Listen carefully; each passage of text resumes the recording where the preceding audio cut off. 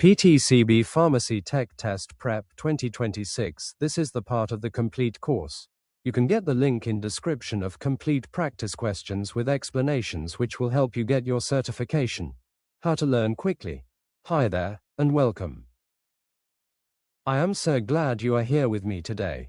I know that studying for the PTCB exam can feel really heavy. There is so much to read, and so many drug names to remember.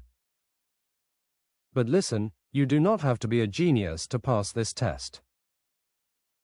You just need a plan. The best way to learn this stuff quickly is to stop trying to memorize everything at once. Do not try to eat the whole apple in one bite.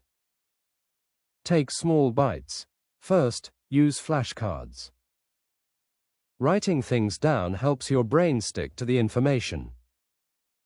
When you write a drug name on one side and the use on the other, your hand helps your brain learn. Second, teach it to someone else. Grab a friend, or even your cat, and explain what a beta blocker is. When you speak it out loud, you understand it better. Third, look for patterns. Medicine is full of patterns. If you see a word ending in lol, it is usually for the heart. If you see statin, it is for cholesterol. Finding these patterns makes the job much easier, so take a deep breath. We are going to go through this together, step by step. I believe in you. Let's get started with our first section. Section 1, Pharmacology for Technicians Details. Pharmacology is just a big word for how drugs work. This is usually the scary part for most students, but it doesn't have to be. We are going to break it down. In the pharmacy, you will see thousands of bottles. But guess what? Most of them belong to a few big families. We call these drug classes. Think of it like cars. You have sedans, trucks, and vans. Drugs are the same. For example, let's talk about antibiotics. These are drugs that kill bacteria. You have probably heard of amoxicillin. It belongs to the penicillin family. But be careful, because some people are allergic to this family. If a patient says they are allergic to penicillin, you have to watch out for drugs like cephalexin too, because they are cousins. Then we have drugs for blood pressure. This is a huge group. You will see drugs ending in pril, like lisinopril. These are called ACE inhibitors. They help relax the blood vessels. Then you have the sartan family, like losartan. They do a similar job but in a different way. Pain medication is another big area. We have NSAIDs, which stands for non-steroidal anti-inflammatory drugs. This includes things like ibuprofen and naproxen. They help with swelling and pain. But they can be hard on the stomach.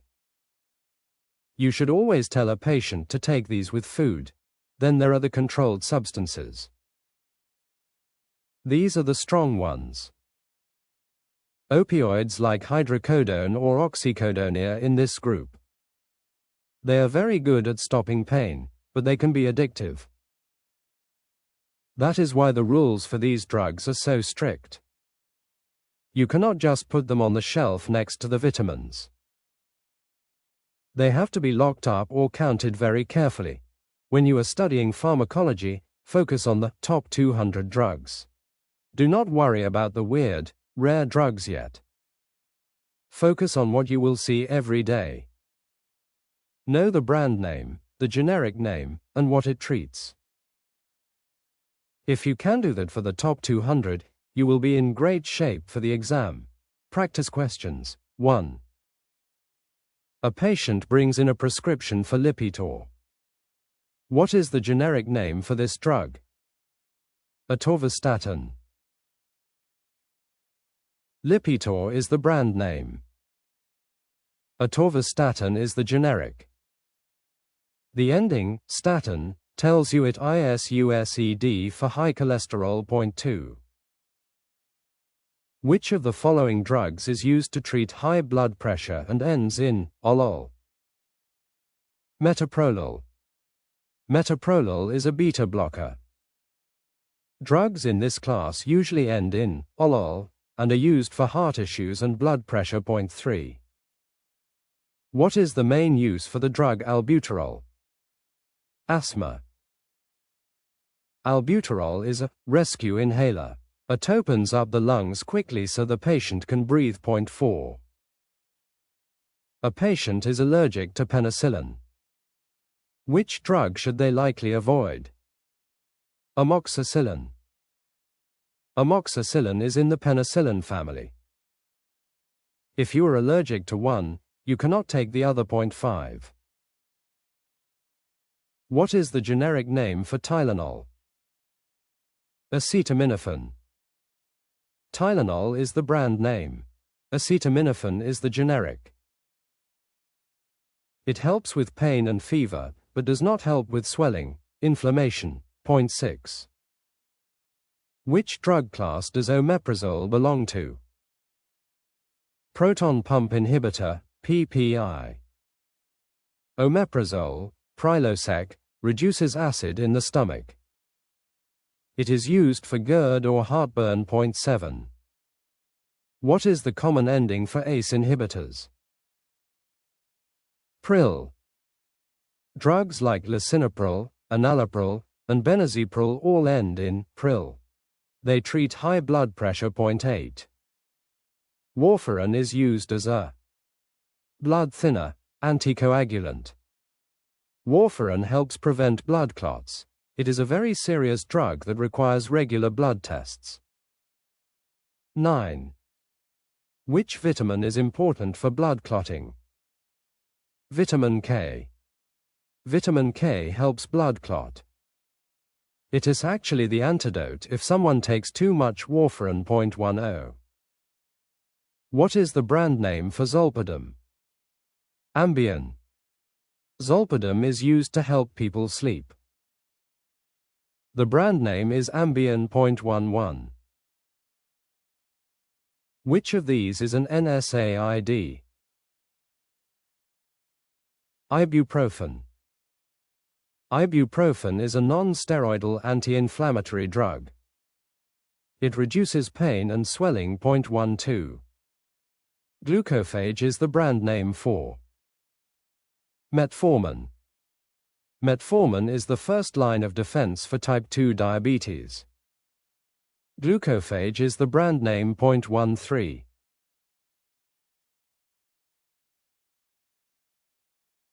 A drug ending in -ver, like acyclovir, is usually in antiviral. These drugs fight viruses, like herpes or the flu. Point 14. What schedule is alprazolam, Xanax? Schedule 4, CIV. It is a controlled substance because it can be abused, but it is less dangerous than Schedule 2 drugs. Point 15. Levothyroxine is used to treat hypothyroidism. This drug replaces the hormone usually made by your thyroid gland when your thyroid is too slow. Section 2, Federal Requirements and Law Details. Now, let's look at the rules. Pharmacy law is very strict, and for good reason. We are dealing with things that can save a life, or hurt someone if used wrong. The biggest rulebook we have comes from the FDA and the DEA. The FDA checks if drugs are safe and if they work. The DEA watches the drugs that can be abused, which we call controlled substances. You need to know the schedules. This is how we rank drugs by how dangerous they are. Schedule 1 drugs are illegal drugs like heroin. We do not have these in the pharmacy. Schedule 2 drugs are the heavy hitters. This includes oxycodone, Adderall, and morphine. These are very strict. You cannot have refills on a Schedule 2 drug. If the patient needs more, they need a new paper from the doctor. Schedule 3, IV, and V are less strict. Drugs like Xanax, Schedule 4, or Tylenol with codeine, Schedule 3, can have refills. Usually, the rule is they can be refilled up to 5 times in 6 months. Another big law you must know is HIPAA. This is all about privacy. You cannot talk about a patient's business with anyone who does not need to know. Do not tell your neighbor that you saw their boss picking up heart medicine. That is illegal. You have to protect the PHI, which stands for Protected Health Information. We also have the Combat Methamphetamine Epidemic Act. This is why you have to show your ID to buy Sudafed, pseudoephedrine. People used to buy it to make illegal drugs. Now, we keep it behind the counter, and we limit how much one person can buy in a day or a month. There is also a special form for ordering Schedule 2 drugs. It is called the D form. 222. It used to be a paper with 3 copies, but now we mostly do it electronically with a system called CSOS. But for the test, remember, Form 222. When you are in the pharmacy, you are the gatekeeper. You help make sure that the laws are followed so that everyone stays safe. It feels like a lot of rules, but they become a habit very quickly. Practice questions. 16. Which law requires pharmacies to offer counseling to Medicaid patients? OBRA 90 explanation. The Omnibus Budget Reconciliation Act of 1990 says pharmacists must offer to talk to patients about their new meds. 17. What is the maximum number of refills allowed on a Schedule 2 prescription? 0. Schedule 2 drugs, like Adderall or oxycodone, cannot have refills.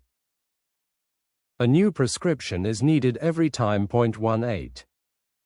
Which D form is used to order Schedule 2 controlled substances? D Form 222 explanation. This is the official paper used to order the strongest legal drugs for the pharmacy. 19. Under HIPAA, what is PHI? Protected Health Information. This includes the patient's name, address, birth date, and what medical conditions they have. 20. How many times can a Schedule 3 or IV prescription be refilled? Up to 5 times within 6 months. Explanation. After 6 months, or after 5 refills, the prescription expires. 21. What is the first letter of a D number for a dentist? A, B, F, or G? Doctors and dentists usually start with A, B, F, or G. Mid-level practitioners like nurse practitioners often start with M22. Which act restricts the sale of pseudoephedrine, Sudafed? Combat Methamphetamine Epidemic Act of 2005. This law puts limits on how much Sudafed you can buy because it can be used to make meth. 23. What is a black box warning? The strongest safety warning the FDA can put on a drug. It means the drug has a risk of very serious or life-threatening side effects. 24. Who has the authority to recall a drug? The FDA, or the manufacturer? If a drug is found to be dangerous or defective, the FDA will recall it to get it off the shelves. 25. Which class of drug recall is the most serious? Class 1. Class 1 means there is a reasonable chance the drug will cause serious health problems or death. 26. How often must a pharmacy do a complete inventory of controlled substances? Every 2 years. Explanation. This is a D rule. Every 2 years, You must count exactly what you have. 27. What is the purpose of the Poison Prevention Packaging Act, PPPA? To require child-resistant caps on medication. This keeps kids from opening pill bottles. Patients can ask for easy open caps, but the default must be child-safe. 28. Can a pharmacy technician take a verbal prescription for a Schedule II drug over the phone? No. Only a pharmacist can take a verbal order, and usually, Schedule II drugs must be written or electronically sent, except in rare emergencies. 29. What does the Orange Book tell you? Therapeutic equivalence. The FDA's Orange Book tells you if a generic drug is the same as the brand name drug. 30. If a doctor writes, "Draw 1 inch" on a prescription, what does it mean? Dispense as written, do not substitute. It means the doctor wants the patient to have the brand name drug, not the generic. Section 3, Patient Safety and Quality Assurance Details. Safety is the heart of what we do. When a patient comes to us, they trust us with their health. We have to honor that trust by being very careful. Mistakes happen, but in the pharmacy, a mistake can be dangerous. The best way to stop mistakes is to follow the 5 rights. You should always check: 1. The right patient. 2. The right drug. 3. The right dose. 4. The right route, like by mouth or eye drops. 5. The right time. One big problem we face is drugs that look the same or sound the same. We call these LASA drugs, which stands for look alike, sound alike. For example, the drug hydralazine, for blood pressure, looks a lot like hydroxyzine, for itching, anxiety. If you grab the wrong bottle, the patient could get hurt. To fix this, we use something called tall man lettering. This means we mix capital letters into the name to make the differences pop out. So, we write it as hydralazine and hydroxyzine. This helps your eye catch the difference. Another safety rule is about numbers. We have to be careful with zeros. Never use a trailing zero. If the dose is 5 mg, write 5 mg. Do not write 5.0 mg. Why? Because if the dot is faint, it looks like 50 mg. That is 10 times the dose. Always use a leading zero. If the dose is less than 1, like half a milligram, write 0.5 mg. Do not write 0.5 mg. If the dot is missed, it looks like 5 mg. You also need to know about high alert medications. These are drugs that are very risky if used wrong. Insulin and blood thinners, like warfarin, are on this list. When you fill these, you should always double-check your work. If a mistake does happen, we do not hide it. We report it. There is a program called MERP, Medication Errors Reporting Program. We report errors not to get people in trouble, but to learn. If we know why a mistake happened, we can fix the system so it does not happen again. Cleanliness is also a safety issue. If you count a sulfur drug on a tray, and then count a regular drug on the same tray without cleaning it, you leave dust behind. If the next patient is allergic to sulfur, they could have a reaction. Always clean your counting tray with alcohol, especially after counting sulfur drugs or penicillin. Practice questions. 31. What is the main purpose of tall man lettering? To distinguish between look-alike and sound-alike drugs. Writing parts of the name in capitals, like prednisone versus prednisolone, helps prevent picking the wrong drug. 32. Which of the following is the correct way to write 5 mg to prevent error? 5 mg explanation. Never use a trailing 0, 5.0 mg, because it can be mistaken for 50 mg. 0.33. Which organization publishes the "Do Not Use" list of abbreviations? The Joint Commission, TJC. TJC lists abbreviations like U or QD that are dangerous because they are often misread. 0.34. What should you do after counting a sulfur drug on a tray? Clean the tray with isopropyl alcohol. This removes the drug dust so the next patient does not have an allergic reaction. 0.35. Which of these is considered a high alert medication? Insulin. Insulin errors can lead to very low blood sugar, which is a medical emergency. 0.36. A patient reports a serious side effect to a vaccine. Where should this be reported? VAERS, Vaccine Adverse Event Reporting System. This is a specific system just for tracking bad reactions to vaccines. 0.37.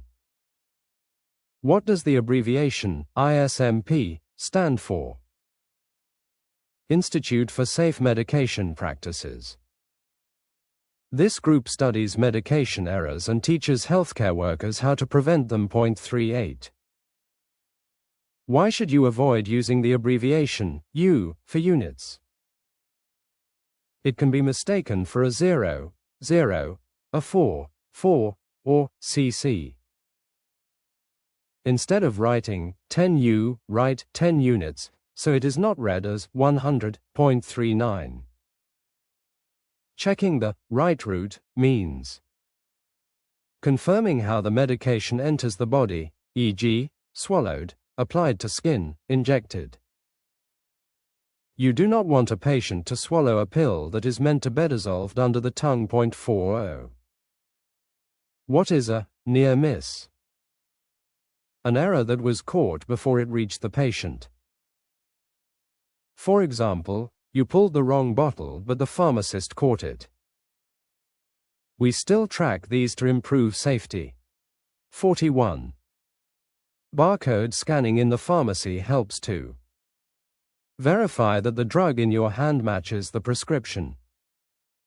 It adds a layer of safety by using technology to check the NDC number. 0.42. Which color bin is usually used for chemotherapy or hazardous waste? Yellow. Yellow bins are generally for trace chemotherapy waste. Red is for sharps, biohazard. 0.43. What is the teach back method? Asking the patient to explain back to you how they will take their medicine. This confirms that the patient actually understood the instructions. 0.44. If a drug is recalled because it has glass shards in it, what class recall is this? Class IEXPLA Nation. This is a serious danger to health, so it is the highest level recall. 0.45. Why is it dangerous to crush extended release, tablets? It releases the drug all at once, which can cause an overdose. Drugs are designed to release slowly. Crushing them destroys this mechanism. Section 4, Order Entry and Process Details. This section is all about the daily workflow. It starts when the patient hands you a prescription or when a doctor calls one in. This is called intake. First, you have to check if the prescription is valid. Does it have the patient's name? The doctor's signature? The date? If anything is missing, you have to ask the pharmacist or call the doctor.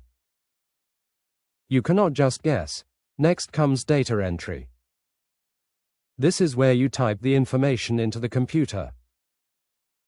You need to know your SIG codes. These are the short codes we use for instructions.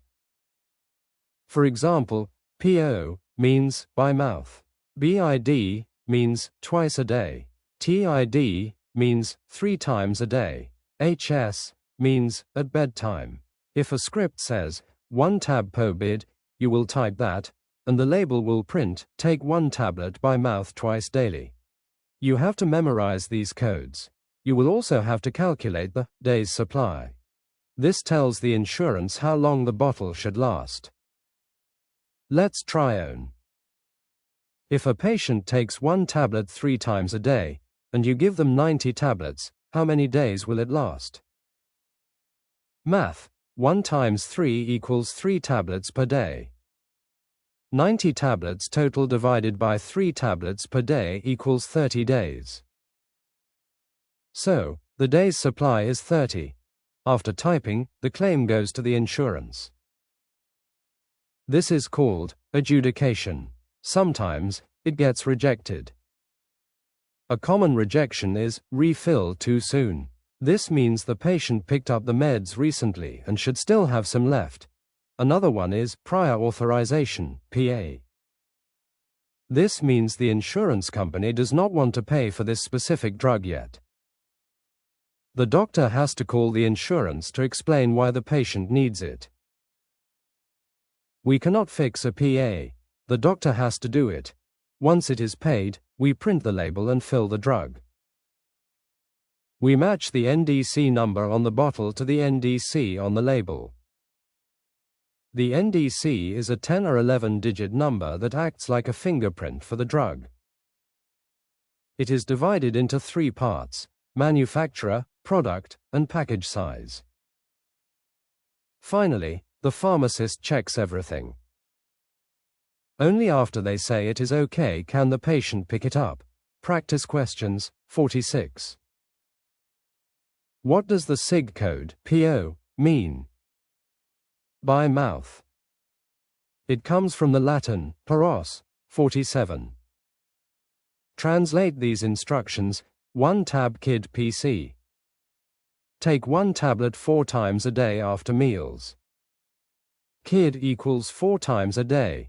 PC equals after meals. 0.48. What does adjudication mean in a pharmacy? The process of sending a claim to the insurance company for payment. The computer talks to the insurance computer to see if they will pay. 0.49.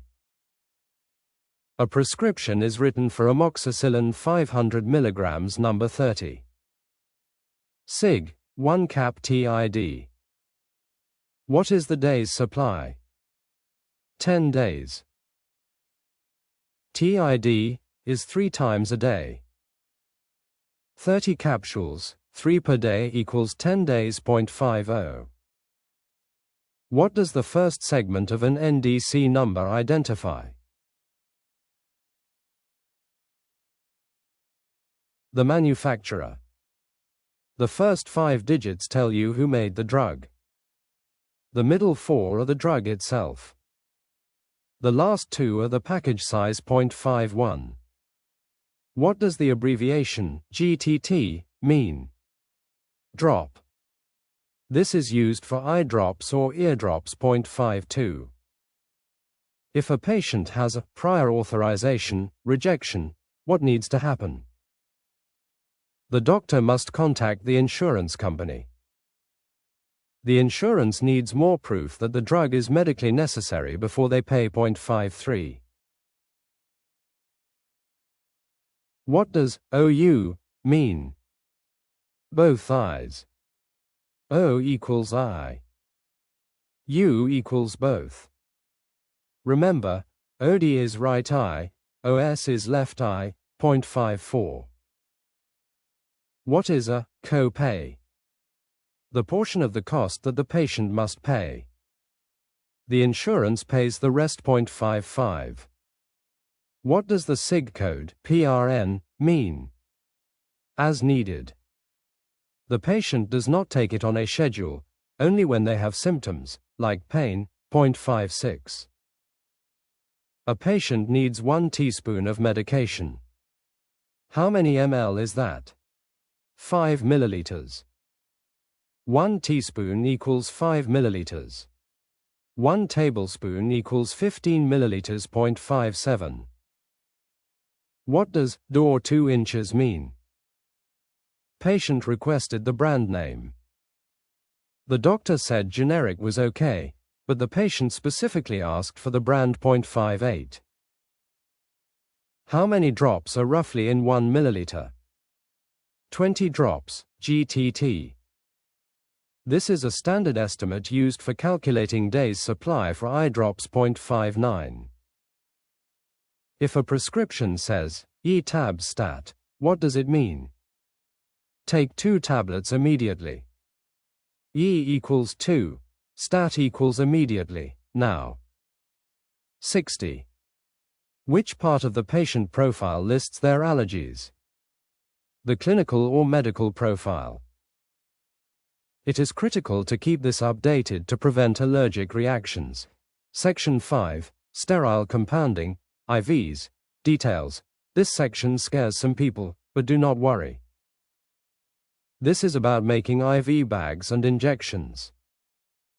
We call this sterile compounding. It means making medicine in a super clean environment so no bacteria gets in. The main rulebook for this is USP 797. Remember that number. If you see a question about sterile rules, the answer is usually USP 797. We do this work inside a special box called the laminar flow hood. This hood blows clean, filtered air to keep germs away. If it is a horizontal hood, the air blows from the back toward you. You must work at least 6 inches inside the hood. Never put your hand behind the bottle, or you will block the clean air. This is called shadowing. If it is a vertical hood, the air blows from the top down. We use this for dangerous drugs like chemotherapy. You have to dress up to go into the clean room. This is called garbing. There is a strict order, from dirtiest to cleanest. Point 1. Shoe covers, dirtiest part involves feet, 2. Head cover and beard cover, 3. Face mask, 4. Gown, 5. Gloves, cleanest part. Before you put on gloves, you have to wash your hands. But not just a quick wash. You scrub up to your elbows for at least 30 seconds. The tip is called the bevel. The long metal part is the shaft. The plastic part that connects to the syringe is the hub. You can touch the syringe barrel, but never touch the needle, the hub, or the plunger. If you touch them, you have to throw them away. We also use filters called HEPA filters. These filters trap 99.97% of dust and bacteria. The air coming out of them is ISO class 5, which means it is super clean. The room you stand in, the buffer room, is usually ISO class 7. The lower the number, the cleaner the air. Practice questions, 61. What is the correct order for garbing? Shoes, head, mask, gown, gloves. You always dress from the dirtiest part, feet, to the cleanest part, hands. 62. In a horizontal laminar flow hood, which direction does the air flow? From the back of the hood toward the operator. The air comes through the filter in the back and blows directly at you to keep the workspace clean. 63. How far inside the hood should you work to ensure sterility? At least 6 inches. They're near the edge of the hood mixes with the room air, so you must stay 6 inches deep. 64. What USP chapter covers sterile compounding? USP less than 797 greater than. USP 795 is for non-sterile, like creams, and USP 797 is for sterile, like IVs. 65. Which part of the needle must remain sterile? The shaft, hub, and bevel. Basically, the whole metal part and the plastic connection. 66. What is coring? when a piece of the rubber stopper breaks off and falls into the vial. This happens if you insert the needle at the wrong angle. You should insert it at a 45-degree angle to prevent this. 0.67. A single-dose vial, SDV, can be used for how long after opening? It must be assayed immediately, usually within 1 hour if opened in bad air, or 6 hours in a hood. It has no preservatives, so bacteria can grow quickly. 0.68. What kind of water is used to clean the laminar flow hood? Sterile water followed by 70% isopropyl alcohol. You use water to remove sticky residue, then alcohol to disinfect. 0.69. Which size needle has the largest opening, lumen, 18 gauge or 30 gauge? 18 gauge explanation. Needle sizing is backward. The smaller the number, the bigger the needle. An 18G is big, a 30G istony. 0.70. What is a HEPA filter? High-efficiency particulate air filter. It removes 99.97% of particles from the air. 0.71. How often must the HEPA filter be certified? Every 6 months. A specialist comes in to test the airflow and make sure the filter is not clogged. 0.72. Chemotherapy drugs are prepared in which type of hood? Vertical laminar flow hood, biological safety cabinet. The air blows down to protect you from the toxic drug fumes. 0.73. What is the ante-room? The room where you wash your hands and garb before entering the clean room. It is the transition zone between the dirty hallway and the clean buffer room. 0.74. What is the ISO class of the air inside the flow hood? ISO class 5. This is the cleanest air standard for pharmacy compounding. 0.75. When cleaning the hood, in which direction do you wipe? Back to front, side to side. You wipe away from the filter, the cleanest part, toward the operator, the dirtiest part. Section 6, Math and Calculations Details. Okay, friends, this is the last section. Please do not close the book just because you see the word math. Pharmacy math is not calculus. It is mostly adding, multiplying, and dividing. You can do this. First, let's talk about conversions. You need to know how to swap between the metric system and the household system. Here are the magic numbers you must memorize. Filled circle 1 kilogram equals 2.2 pounds. To go from pounds to kilogram, divide by 2.2. Filled circle 1 teaspoon, TSP, equals 5 milliliters. Filled circle 1 tablespoon, equals 15 milliliters. Filled circle 1 ounce, Oz, equals 30 milliliters. Next is day supply. We did a little of this before. Formula: total number of tablets divided by tablets per day equals days supply. Example: if a patient gets 60 tablets and takes 2 per day, 60 divided by 2 equals 30 days. Then we have dosage calculations. Sometimes you have to figure out how much liquid to give. Use the ratio proportion method. If the drug comes as 100 milligrams per 5 milliliters, and the doctor wants 200 milligrams, how many ml is that? Set it up like this: 100 milligrams divided by 5 milliliters equals 200 milligrams, xml. Cross multiply, 5 by 200 equals 1000. Divide by the remaining number, 1000 divided by 100 equals 10. So, the answer is 10 milliliters. Finally, let's look at flow rates for IVs. This is usually milliliter per hour, milliliter per hour. If a doctor orders 1000 milliliters to be infused over 8 hours, what is the rate? Simple division, volume divided by time. 1000 milliliters divided by 8 hours equals 125 milliliters per hour. Another trick is temperature. To go from Celsius to Fahrenheit, C by 1.8 plus 32 equals F. To go from Fahrenheit to Celsius, F32 divided by 1.8 equals C. It takes a little practice, but you will get the hang of it.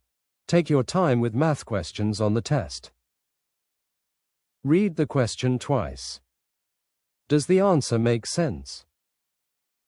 If you calculate that a baby should take 50 tablets, you definitely did something wrong. Check your decimal points. Practice questions, 76.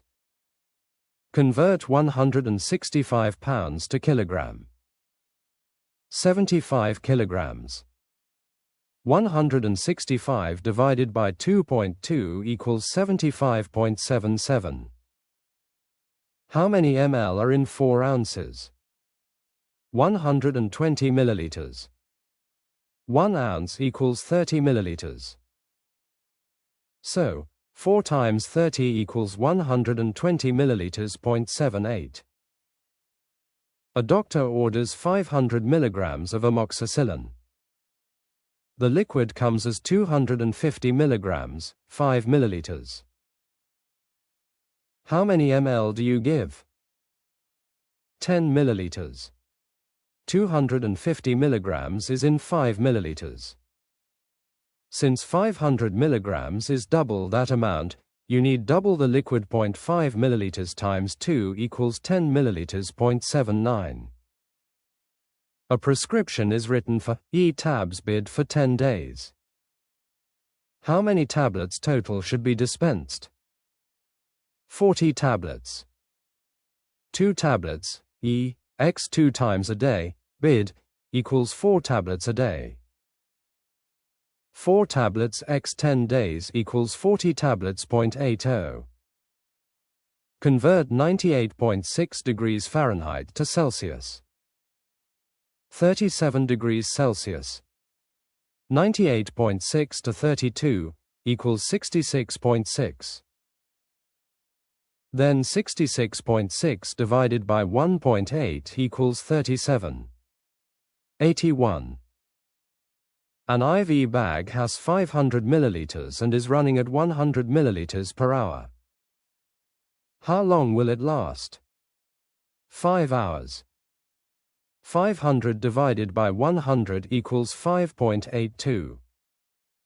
What is the percentage strength of a solution that has 5 grams in 100 milliliters? 5%.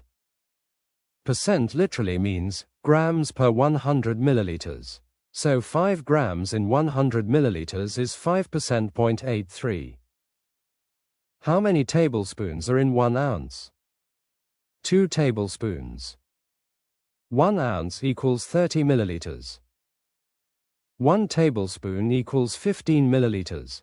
So, 30 divided by 15 equals 2.84. Using Young's rule, for children, what is the formula based on? Age. Young's rule assesses the child's age in years. Clark's rule uses the child's weight, which is more accurate, 0.85. You need to make a 70% alcohol solution using 50% and 95% alcohol. Which math method do you use? Alligation. Alligation, the tic-tac-toe method, is used when you mix a high strength and a low strength to get a middle strength. 0.86. A patient takes 1 tablet every 6 hours. How many tablets do they take in 1 day? 4 tablets. Explanation: there are 24 hours in a day. 24 divided by 6 equals 4.87. If a drug concentration is 1 to 1000, what does that mean in grams per milliliter? 1 gram in 1000 ml. Explanation: ratio strength is always grams, milliliters. 0.88. Convert 1.5 liters to milliliters. 1500 milliliters. There are 1000 milliliters in 1 liter. 1.5 times 1000 equals 1500.89. A child weighs 44 pounds. What is their weight in kilogram? 20 kilograms. 44 divided by 2.2 equals 20.90. How many ml are in a 1 liter IV bag of normal saline? 1000 milliliters. 1 L equals 1000 milliliters. Conclusion: you did it. You made it to the end of the practice test. I know this was a lot of information, but do not let it overwhelm you. You have the tools now. Remember, if you want the complete course with even more questions, flashcards, and deep explanations to make sure you pass in the first try, check the link in the description below. Good luck with your studying. You are going to be an amazing pharmacy technician. I will see you in the next video.